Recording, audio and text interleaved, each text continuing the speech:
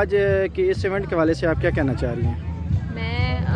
ये बहुत अच्छा इनिशिएटिव है और प्लस इन्होंने जो फीमेल कैटेगरी को इसमें इंक्लूड किया है वो भी एक बहुत अच्छी बात है विमेंस के लिए स्पेशली।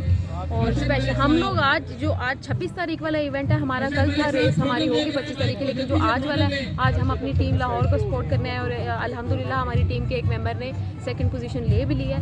अब जो दूसरा राउंड होगा उसमें भी होपफुली हम 5 ट्रॉफियाँ लाहौर लेके जाएंगे इंशाल्लाह। बोलें। रेड क्रॉस के बारे में मैं साथ साथ आपको बताते चलूँ कि ये इतनी अच्छी सर्विसेज प्रोवाइड कर रहे हैं कि जब भी 1 सेकंड के लिए भी कोई भी ज़ख्मी होता है, हाँ इतना सा हो वो इतना सा हो, ये फ़ौरन क्विक सर्विस उनको दे रहे हैं और हर लिहाज से इन लोगों ने हमें सेव हर लिहाज से, और इनके लिए दिल की गहराई थैंक यू।